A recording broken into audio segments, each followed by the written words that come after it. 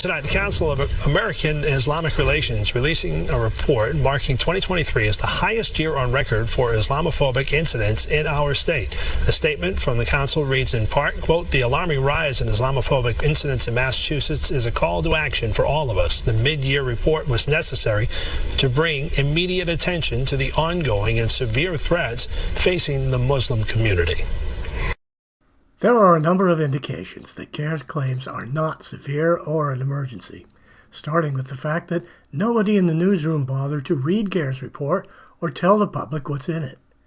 This might be because there's no confirmation of CAIR's sensational claims by local law enforcement or the FBI.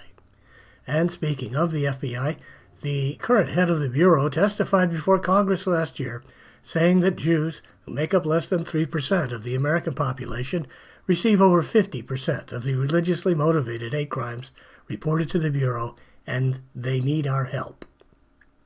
If you could ever use a word like proportionate in something like this, that is. 2.4% of the American public, 60% of religious-based hate crimes. This is a group that has the outrageous distinction of being uniquely targeted, and they need our help. No hate crime is justified, but the idea that Muslims are uniquely targeted and victimized in the U.S. is propaganda fiction. In the 33 years since the FBI has been keeping records, Muslims have never entered the top 5 groups that are victims of hate crimes in America. Instead, the principal victim groups are consistently Black Americans, male homosexuals, Asians, Jews, and white people. That's right, according to the FBI, even white people consistently receive more hate crimes in America than Muslims. That is how ridiculous CAIR's claims are. The last year that we have data from the FBI, 2022, Muslims were in 15th place on the list of hate crimes victims, receiving only 1% of all hate crimes that year.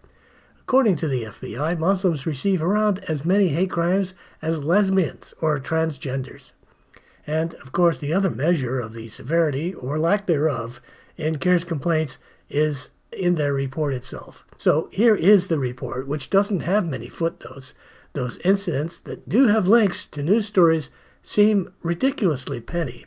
When a Muslim customer at a cafe pointed out that he had been given the wrong order, a male employee became furious, swearing and screaming at the customer, then chasing him with scissors.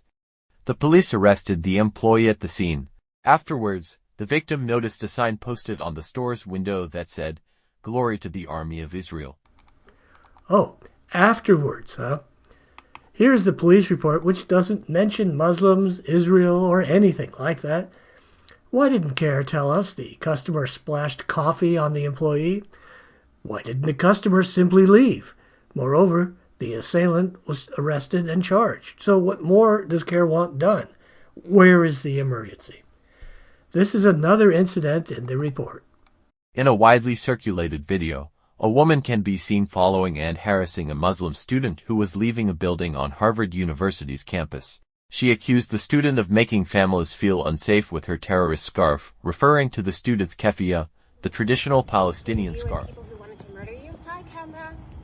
Thank you for walking through neighborhoods and making families feel unsafe with your terrorist scarf.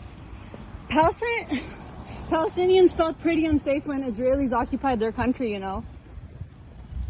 I'm glad you're so proud of the slaughtering of civilians. I'm not. These things are not severe or an emergency. It's just amazing that CAIR gets away with putting their reports on the news without anybody reading them beforehand.